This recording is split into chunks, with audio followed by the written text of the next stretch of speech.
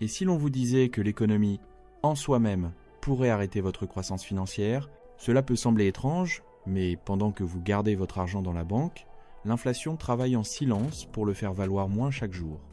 Dans cette vidéo, je vous montrerai pourquoi l'économie n'est plus suffisante pour protéger votre capital et comment l'inflation peut être la pièce manquante dans votre stratégie pour atteindre la liberté financière. Oubliez de penser que l'inflation est uniquement pour les millionnaires.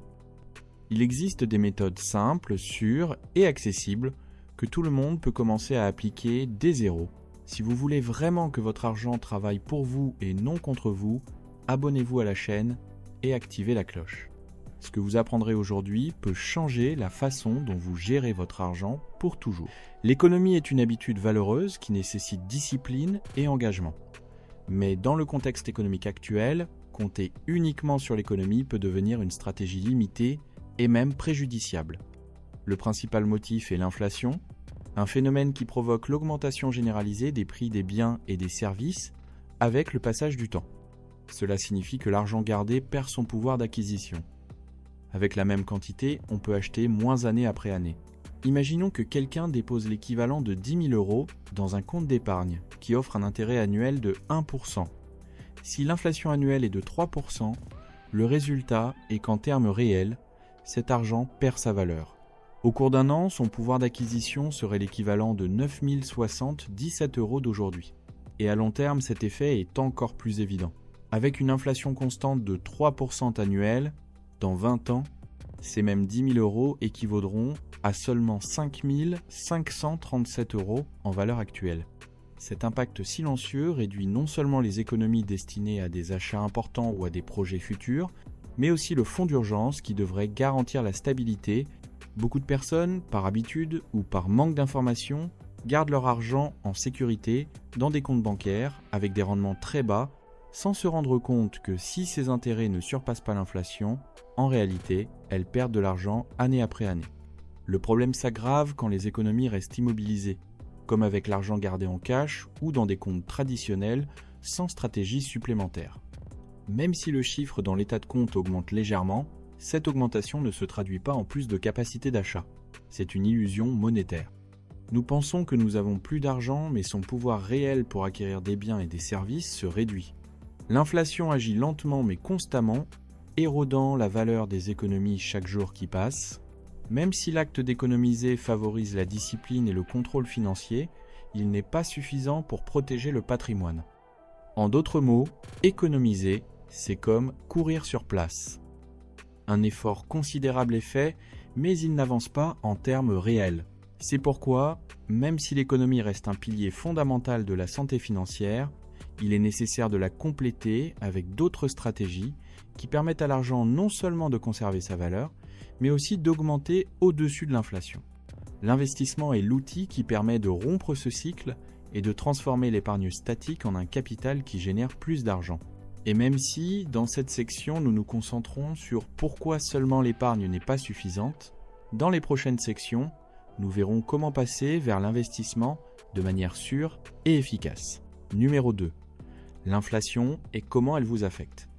L'inflation est l'un des facteurs les plus déterminants dans la perte de pouvoir d'achat, et pourtant elle est aussi l'un des plus ignorés par ceux qui épargnent sans investir. Elle se définit comme l'augmentation généralisée et soutenue des prix des biens et des services dans un pays pendant un certain temps. Lorsque les prix augmentent, la valeur de l'argent diminue. Ce qui coûtait auparavant une certaine somme coûte désormais davantage. Et cela signifie qu'avec la même somme d'argent, on peut acheter moins de choses. Ce phénomène n'est pas nouveau, ni exclusif aux périodes de crise. En réalité, dans la plupart des économies du monde, il existe un niveau constant d'inflation qui, même s'il semble faible, s'accumule silencieusement. Par exemple, si l'inflation moyenne est de 3% par an, au bout de 10 ans, le pouvoir d'achat de l'argent se réduit d'environ 30%.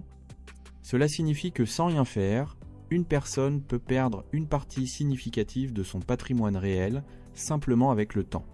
Pour mieux comprendre comment cela vous affecte, imaginons quelqu'un qui garde l'équivalent de 5 000 € sous le matelas. Après un an avec une inflation de 4%, cette somme restera exactement la même en chiffres. Mais son pouvoir d'achat de produits ou de services se réduira. Et il ne s'agit pas seulement de chiffres, c'est la réalité au supermarché, dans l'achat de vêtements, de services et dans n'importe quelle transaction quotidienne. L'inflation a aussi un impact sur l'épargne bancaire traditionnelle. Même si les comptes d'épargne offrent des intérêts, ils ne sont souvent pas au niveau de l'inflation. Si le taux d'intérêt offert par la banque est de 1% mais que l'inflation est de 3%, le résultat est une perte réelle de valeur. La taille de l'épargne peut augmenter légèrement, mais pas son pouvoir d'achat réel. Mais ce que l'on peut acheter avec cet argent, c'est de moins en moins. Ce dégât silencieux a un effet accumulatif dévastateur à long terme. Les personnes qui prennent des décisions d'épargne en pensant que leur argent est sûr permettent en réalité que l'inflation érode leur patrimoine jour après jour. Comprendre l'inflation est essentiel pour toute personne qui souhaite construire une stabilité financière. Il ne s'agit pas seulement d'épargner, mais d'assurer que l'argent croît à un rythme supérieur à l'augmentation des prix. Cela ne se réalise qu'avec des instruments qui offrent des rendements supérieurs à l'inflation. C'est quelque chose que nous verrons en détail dans la prochaine section, lorsque nous analyserons comment l'investissement peut être la solution pour arrêter cette perte constante de valeur. Numéro 3, l'investissement comme solution. L'investissement est l'étape fondamentale qui permet de protéger et d'augmenter la valeur de l'argent face à l'inflation et à d'autres facteurs économiques. À la différence de l'épargne, qui consiste simplement à réserver de l'argent pour un usage futur, l'investissement implique de mettre l'argent au travail en cherchant à générer des rendements qui surpassent la perte de valeur causée par l'inflation. Beaucoup de gens pensent que l'investissement est compliqué ou réservé à ceux qui ont beaucoup d'argent. Mais ce n'est pas vrai. Aujourd'hui, il existe différentes options accessibles et adaptables à différents profils et capitaux, des fonds d'investissement et des obligations jusqu'à l'immobilier ou même des entreprises personnelles. L'investissement peut être un chemin pour que chacun multiplie ses ressources. La clé est de comprendre que l'investissement n'est pas un jeu de chance ni un pari, mais une stratégie planifiée basée sur des objectifs clairs, la tolérance au risque et l'horizon de temps. L'investissement cherche à obtenir des résultats positifs, que ce soit à court, moyen ou long terme, en fonction du type d'instrument et du profil de l'investisseur. De plus, l'investissement permet d'utiliser l'intérêt composé, un phénomène où les gains générés se réinvestissent et à leur tour génèrent de nouveaux gains. Avec le temps, cela peut provoquer une croissance exponentielle du capital. Par exemple, si quelqu'un investit une petite somme avec un rendement annuel de 7%, l'argent pourrait se dupliquer environ chaque 10 ans, quelque chose d'impossible à atteindre uniquement avec l'épargne traditionnelle. Il existe également des investissements avec différents niveaux de risque, des plus conservateurs comme les obligations gouvernementales, jusqu'aux plus risqués comme les actions en bourse. Il est important de choisir une stratégie en fonction de son propre profil, permettant un équilibre entre sécurité et rendement. Pour ceux qui commencent, la recommandation est de débuter avec des instruments simples et sûrs afin de se familiariser avec le monde de l'investissement sans exposer trop de capital. Petit à petit, au fur et à mesure que l'on acquiert de l'expérience et de la confiance, on peut diversifier et augmenter l'investissement dans différents actifs. L'investissement peut également générer des revenus passifs, c'est-à-dire de l'argent obtenu sans la nécessité de travailler activement pour lui. Cela ouvre la porte à une plus grande indépendance financière et à la possibilité de réaliser des objectifs importants comme acheter une maison, financer des études ou planifier une retraite confortable. En résumé, l'investissement est l'outil qui transforme l'épargne statique en un capital qui croît et se protège de la détérioration causée par l'inflation. C'est le pont nécessaire pour passer de simplement garder de l'argent à le faire croître et générer plus d'opportunités financières. Dans les prochaines sections, nous allons approfondir les bénéfices concrets de l'investissement et comment commencer de zéro de manière sûre et efficace. Numéro 4. Les bénéfices de l'investissement. L'investissement n'est pas seulement une alternative pour faire croître l'argent, mais un outil essentiel pour construire une base financière solide et atteindre l'indépendance économique. Voici les principaux bénéfices que l'investissement offre et pourquoi il est essentiel de l'intégrer à la gestion de l'argent personnel. Le premier bénéfice peut être le plus connu est la croissance du capital au fil du temps. Lorsqu'on investit dans des actifs qui génèrent des rendements comme des actions, des obligations, des biens immobiliers ou des fonds d'investissement, l'argent ne se conserve pas seulement, mais se multiplie. Grâce à l'intérêt composé, les bénéfices générés se réinvestissent et créent un effet cumulatif. accélérant l'accumulation du patrimoine de manière exponentielle. Cela permet d'atteindre des objectifs financiers qui seraient difficiles ou impossibles à atteindre seulement par l'épargne. Un autre bénéfice important est la génération de revenus passifs. Certains investissements, comme les dividendes d'actions ou l'achat de propriétés, produisent un flux constant d'argent sans la nécessité d'un travail actif quotidien.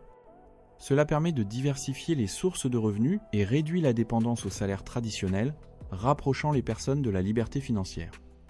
De plus, l'investissement contribue à protéger le patrimoine contre l'inflation et d'autres risques économiques. Même si l'argent en cash perd de sa valeur avec le temps, les actifs adéquats s'adaptent ou surpassent le rythme de l'inflation, préservant et augmentant le pouvoir d'achat. L'investissement ouvre également la possibilité de diversifier. Au lieu d'avoir toutes les ressources dans un seul endroit, l'argent peut être réparti dans différents instruments, secteurs ou géographies, ce qui réduit le risque et augmente les opportunités de croissance. Enfin, l'investissement favorise l'éducation financière et la prise de décision informée. En s'impliquant dans le processus, les personnes apprennent sur le marché, l'économie et la gestion de l'argent des compétences qui se reflètent positivement dans d'autres domaines de la vie financière et personnelle. En conclusion, l'investissement permet de faire croître l'argent, de générer des revenus additionnels, de protéger le patrimoine, de diversifier les risques et de développer des compétences financières. C'est un pas nécessaire pour ceux qui cherchent non seulement à conserver, mais aussi à multiplier leurs ressources et à atteindre la stabilité et la liberté économique. Numéro 5. Comment commencer à investir depuis zéro ? Commencer à investir peut sembler intimidant pour beaucoup de personnes, particulièrement pour ceux qui n'ont pas d'expérience préalable ou un grand capital disponible. Cependant, faire ce premier pas est plus accessible que beaucoup ne le croient, et il existe des stratégies simples pour commencer de zéro et en toute sécurité. La première étape est de s'informer et de s'éduquer sur les options disponibles. Connaître les différents outils d'investissement, comme les fonds mutuels, les obligations, les actions ou l'immobilier, permet d'en comprendre les caractéristiques, les risques et les rendements potentiels. Il existe de nombreuses ressources gratuites et accessibles, des cours en ligne jusqu'aux chaînes spécialisées qui expliquent ces concepts de façon simple. Il est aussi essentiel de définir son propre profil de risque. Cela signifie reconnaître combien de risques vous êtes capable d'assumer et dans quel délai vous cherchez des résultats. Par exemple, quelqu'un avec un profil conservateur pourrait choisir des outils à faible risque et à rentabilité stable, tandis qu'un profil plus dynamique recherchera un rendement plus élevé, même avec des fluctuations à court terme. Pour ceux qui commencent, il est recommandé de débuter avec de petites quantités dans des investissements simples et à faible risque, comme les fonds indexés ou les obligations gouvernementales. Ces outils offrent une certaine stabilité et permettent de se familiariser avec le processus sans mettre en danger de grandes sommes. Une autre clé est la diversification. Il n'est pas conseillé de mettre tout l'argent dans un seul actif ou type d'investissement. En répartissant l'argent entre différentes options, le risque est réduit et les éventuelles pertes sont amorties. Il est aussi important d'adopter une mentalité à long terme. L'investissement n'est pas un chemin pour s'enrichir rapidement, mais pour construire un patrimoine solide et durable. La patience et la constance sont essentielles pour profiter des bénéfices de l'intérêt composé et de la croissance exponentielle. Enfin, une fois les gains obtenus, les réinvestir permet d'accélérer l'augmentation du capital. Ce cycle vertueux aide à construire une richesse progressive et sûre. En résumé, commencer à investir depuis zéro implique de s'éduquer, de connaître son propre profil de risque, de débuter avec des outils simples et sûrs, de diversifier, d'avoir de la patience et de réinvestir les gains. Avec ces étapes, chacun peut faire le premier pas vers une meilleure gestion de son argent et se rapprocher de la liberté financière. L'épargne est une bonne habitude et une étape nécessaire dans la gestion de l'argent, mais elle n'est pas suffisante pour protéger la valeur de vos ressources ni pour obtenir une véritable liberté financière. L'inflation et d'autres facteurs économiques peuvent éroder vos économies si vous ne les faites pas travailler grâce à l'investissement. L'investissement est l'outil qui transforme l'argent gardé en un capital qui croît, se protège et génère de nouvelles opportunités. Avec des stratégies claires, de la patience et de la discipline, chacun peut commencer de zéro et avancer vers la stabilité et l'indépendance économique. Si vous voulez continuer à apprendre à gérer votre argent intelligemment, à connaître les meilleures techniques d'épargne et d'investissement et à prendre des décisions qui vous aideront à grandir, abonnez-vous et activez la cloche. Nous vous accompagnons à chaque pas pour que votre argent travaille pour vous et non l'inverse. N'attendez plus pour prendre le contrôle de vos finances.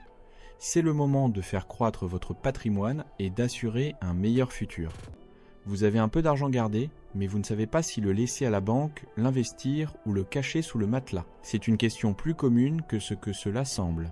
Beaucoup de personnes veulent protéger ou faire croître leur argent, mais ne savent pas d'où commencer ni en quoi avoir confiance.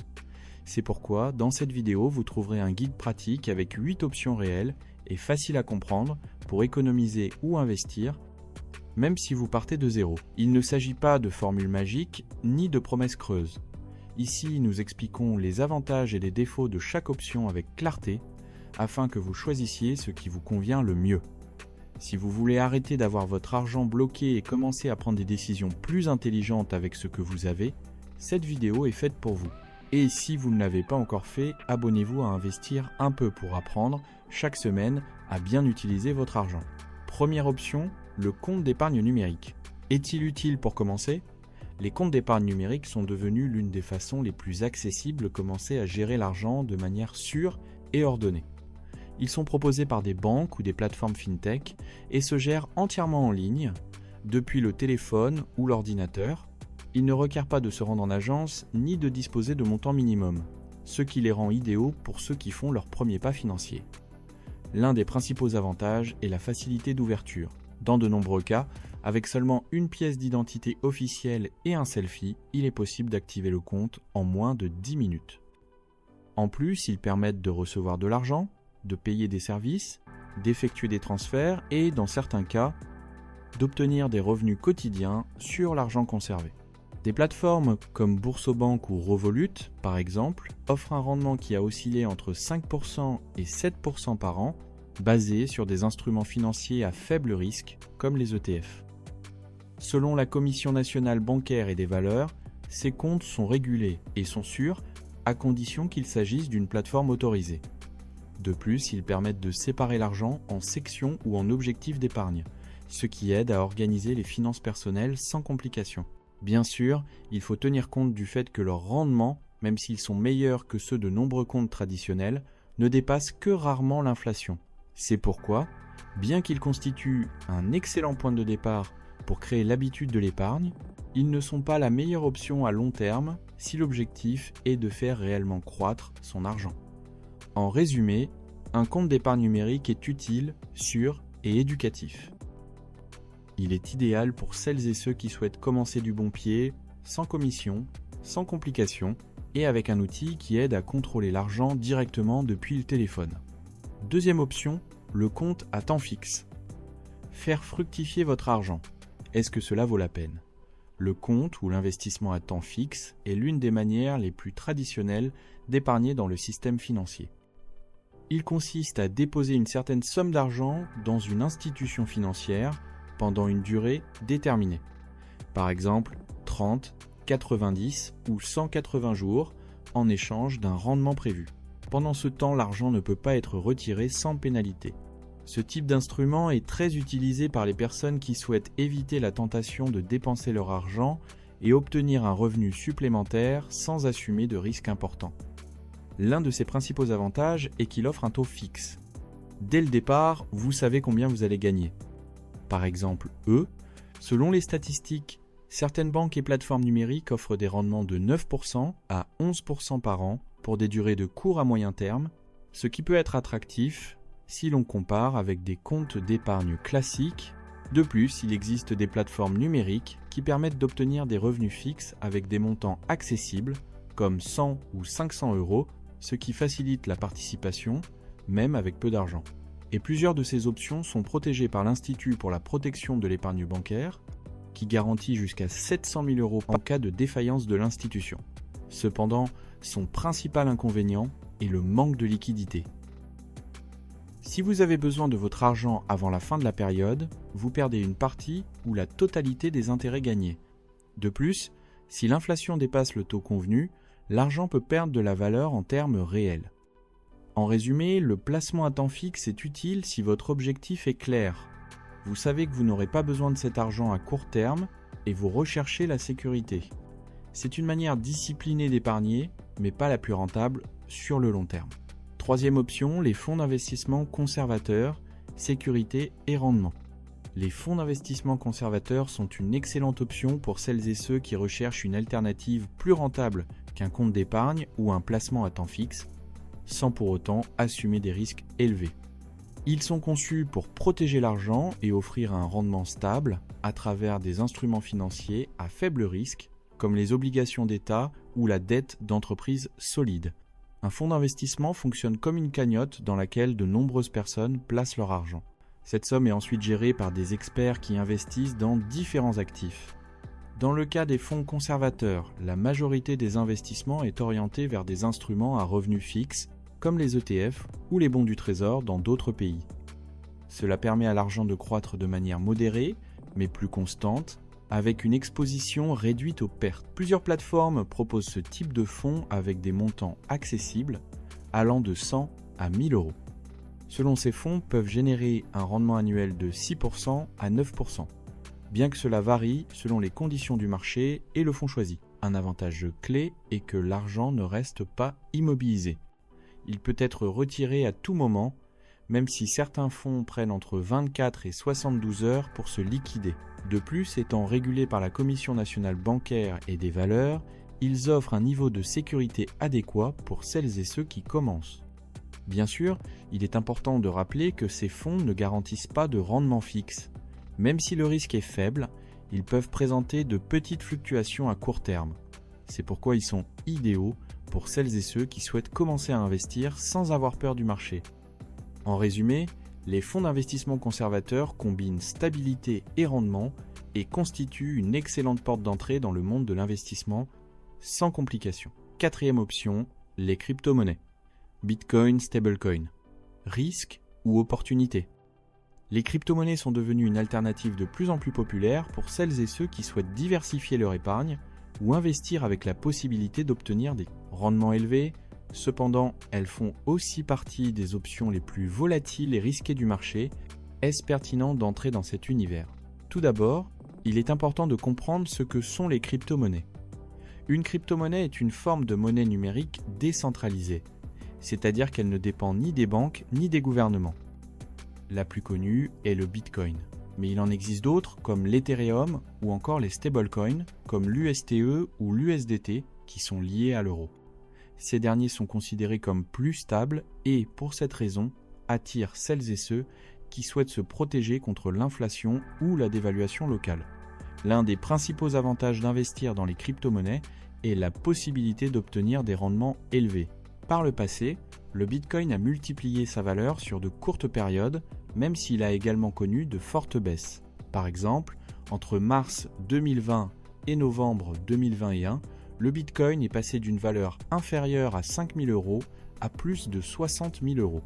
Cependant, dans les mois qui ont suivi, il a perdu plus de 50% de sa valeur. Cela démontre clairement sa forte volatilité. Vous pouvez gagner beaucoup, mais aussi perdre rapidement. Un autre avantage est que les crypto-monnaies permettent d'effectuer des transferts rapides, sans intermédiaire, et d'accéder à des produits financiers sans avoir besoin d'un compte bancaire traditionnel. Des plateformes comme Binance permettent d'acheter des crypto-monnaies à partir de petits montants et beaucoup d'entre elles sont déjà régulées dans des pays comme la France, le Canada. Cependant, le niveau de risque reste élevé.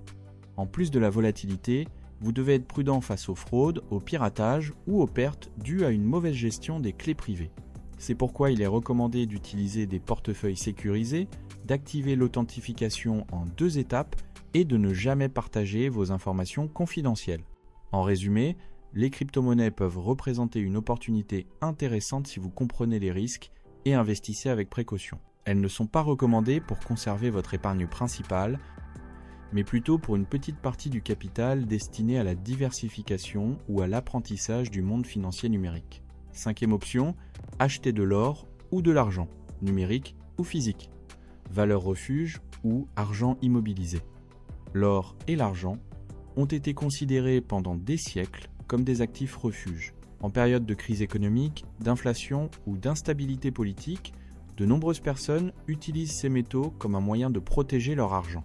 Mais est-il réellement prudent d'y investir aujourd'hui? Est-ce rentable ou pratique?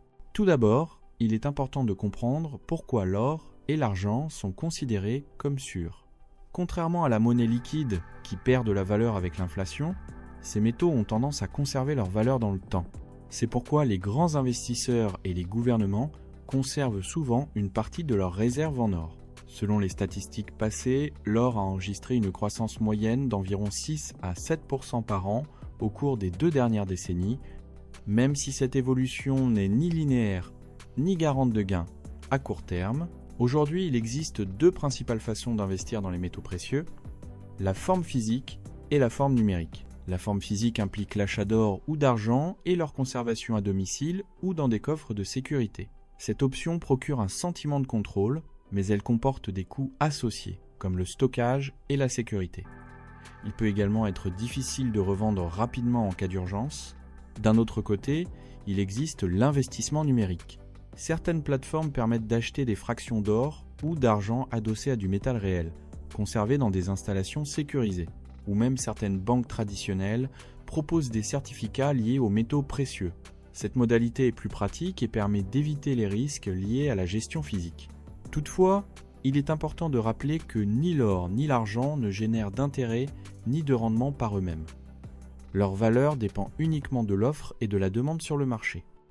C'est pourquoi ils sont considérés comme un investissement passif, utile pour préserver la valeur de l'argent, mais non pour le multiplier. En résumé, l'or et l'argent sont de bonnes options si votre objectif est de protéger la valeur de votre capital sur le long terme, en particulier dans des contextes d'incertitude économique. Ils ne sont pas recommandés comme investissement unique, mais comme une composante d'une stratégie diversifiée. Pour celles et ceux qui souhaitent dormir tranquillement, en sachant que leur argent ne se dévalue pas avec le temps, ces métaux restent un refuge fiable. 6e option, les applications d'investissement en actions. Comment commencer depuis votre téléphone? Investir depuis votre poche n'est plus réservé aux experts en costume à Wall Street. Grâce aux applications d'investissement, aujourd'hui presque tout le monde peut acheter des actions de grandes entreprises directement depuis son téléphone, avec de petits montants et sans connaissances financières avancées. Mais est-ce vraiment aussi simple? Que faut-il savoir avant de commencer? Les applications d'investissement permettent d'acheter et de vendre des actions, des fonds cotés en bourse, des fonds indiciels ou d'autres instruments financiers à partir d'une plateforme numérique. Parmi les plus connus en France, on trouve Revolut. Dans de nombreux cas, il est possible d'ouvrir un compte avec environ 100 ou 500 € en fournissant simplement une pièce d'identité officielle. Le grand avantage de ces applications est l'accessibilité. Autrefois, investir en actions nécessitait un courtier et impliquait des commissions élevées. Aujourd'hui, avec une application, vous pouvez acheter une fraction d'une action d'Apple, d'Amazon ou de Coca-Cola en quelques clics. De plus, de nombreuses applications proposent des outils éducatifs, des simulateurs et des analyses qui aident à prendre des décisions avec davantage de confiance. En termes de rendement, les actions peuvent offrir des gains significatifs sur le long terme. Selon les données de l'indice S&P 500, le rendement annuel moyen du marché américain a été d'environ 8 à 10% au cours des 100 dernières années. Cependant, ce type d'investissement comporte des risques. La valeur d'une action peut augmenter ou diminuer en fonction du marché, des actualités ou de l'évolution de l'entreprise. C'est pourquoi il est recommandé de faire preuve de patience et de ne pas investir de l'argent dont vous pourriez avoir besoin à court terme. Il est également essentiel de diversifier. Il n'est pas conseillé d'investir tout votre capital dans une seule entreprise.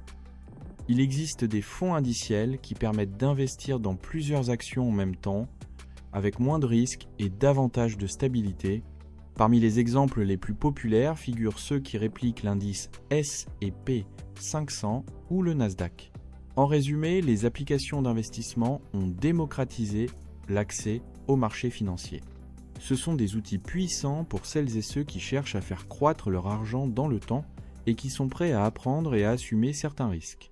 Avec de l'éducation, une stratégie claire et de la constance, investir depuis son téléphone est non seulement possible, mais constitue une véritable opportunité. 7e option, investir collectivement dans l'immobilier. Investir dans le bâtiment sans acheter une maison. Traditionnellement, investir dans l'immobilier a été l'une des façons les plus stables de faire croître son argent. Cependant, acheter une propriété nécessite de grandes sommes d'argent, du temps et de nombreuses procédures. Aujourd'hui, grâce aux plateformes numériques d'investissement collectif, tout le monde peut investir dans des projets immobiliers avec des montants accessibles sans avoir besoin d'acheter une maison ou un appartement complet. Ce type d'investissement fonctionne de manière simple. De nombreuses personnes apportent de petites sommes d'argent pour financer un projet immobilier, comme un immeuble, des bureaux ou des locaux commerciaux. En contrepartie, elles reçoivent une part proportionnelle des gains, que ce soit grâce au loyer généré par le bâtiment ou à la plus-value obtenue lors de la revente. En France, par exemple, il existe plusieurs plateformes qui permettent d'investir des milliers d'euros dans des projets vérifiés et accompagnés d'informations claires. Ces entreprises sont enregistrées auprès de la Commission nationale bancaire et des valeurs, ce qui offre un niveau de sécurité supplémentaire à l'investisseur. L'un des principaux avantages de ce modèle est qu'il permet d'accéder au marché immobilier sans s'endetter, sans procédure complexe et avec la possibilité de diversifier dans plusieurs projets. De plus, les rendements sont souvent attractifs. En moyenne, ils oscillent entre 8% et 15% par an, selon le type de bien, l'emplacement et le modèle économique du projet. Bien sûr, il est important de prendre en compte le fait qu'il ne s'agit pas d'un investissement liquide. Cela signifie que votre argent est engagé pendant plusieurs mois ou plusieurs années jusqu'à ce que le projet soit terminé ou que le bien soit vendu. Même si certaines plateformes proposent un marché secondaire pour revendre votre participation, il n'est pas toujours facile de récupérer votre argent immédiatement. En résumé, les investissements collectifs dans l'immobilier constituent une excellente option pour celles et ceux qui souhaitent entrer sur le marché immobilier sans disposer de gros capitaux. Ils offrent des rendements attractifs, de la diversification et un accès simple via le téléphone. Comme tout investissement, ils demandent de l'analyse et de la patience, mais ils peuvent être un excellent outil pour construire un patrimoine sur le long terme. 8e option, investir dans votre éducation financière. Est-ce réellement un investissement ? Lorsque l'on parle d'épargner ou d'investir, la plupart des personnes pensent aux banques, à l'immobilier ou aux crypto-monnaies. Pourtant, peu considèrent l'un des investissements les plus puissants et les plus durables, l'éducation financière. Même si elle ne se matérialise pas sous forme de billets ou d'intérêts mensuels, apprendre à gérer l'argent permet d'éviter des erreurs coûteuses, d'améliorer vos décisions et de multiplier la valeur de chaque euro gagné ou épargné. L'éducation financière n'est pas réservée aux experts. Chaque personne, quel que soit son niveau de revenu, peut bénéficier de l'apprentissage de concepts de base tels que le budget, la dette, l'épargne, l'investissement ou l'inflation. Selon une étude de la Banque mondiale, les personnes disposant de connaissances financières de base ont une meilleure probabilité d'épargner, d'éviter des dettes inutiles et de planifier leur avenir. En d'autres termes, comprendre l'argent permet d'avoir plus de contrôle et moins de stress. Le plus intéressant, c'est qu'aujourd'hui, apprendre à gérer l'argent est plus facile et plus accessible que jamais. Il existe des cours gratuits en ligne, des livres d'économie, des podcasts, des chaînes YouTube comme Investir un peu et des applications interactives qui vous apprennent à gérer votre argent pas à pas. Investir dans un bon cours, lire un livre par mois ou simplement consacrer 15 minutes par jour à l'apprentissage peut avoir un impact plus important que n'importe quel investissement à court terme. En plus d'améliorer votre éducation financière, cette dernière vous permet d'utiliser plus efficacement toute autre méthode d'épargne ou d'investissement. Vous pouvez mieux choisir où placer votre argent, détecter les fraudes, négocier de manière plus intelligente et créer un plan financier personnalisé. C'est un investissement qui ne perd pas de valeur et dont les bénéfices s'accumulent avec le temps. En résumé, économiser pour votre éducation financière n'est pas une dépense, c'est la base de tout le reste. Plus vous apprenez, meilleures seront vos décisions et plus vous serez en mesure de tirer profit de l'argent que vous possédez déjà. Et le plus important, personne ne peut vous enlever ce savoir. Pour conclure, il n'existe pas une seule réponse correcte à la question de savoir où épargner ou investir, car tout dépend de vos objectifs, de votre profil et du niveau de risque que vous êtes prêt à assumer. L'essentiel est que votre argent ne reste pas immobile, mais qu'il commence à travailler pour vous, même à petits pas. Chacune des options que nous avons vues, des comptes numériques jusqu'à l'investissement immobilier collectif ou aux crypto-monnaies, a sa place et son utilité selon le moment de votre vie et vos besoins personnels. L'important est d'être bien informé, de commencer avec ce que vous pouvez et d'avancer progressivement vers une meilleure diversification et de meilleurs rendements. Si vous avez aimé cette vidéo, et que vous souhaitez apprendre à gérer votre argent de manière simple et intelligente, abonnez-vous à la chaîne. Vous y trouverez des conseils clairs, concrets et sans complications pour prendre le contrôle de vos finances et construire un avenir financier solide. N'oubliez pas de laisser en commentaire l'option qui vous intéresse le plus ou le thème que vous aimeriez que nous abordions. À la prochaine vidéo.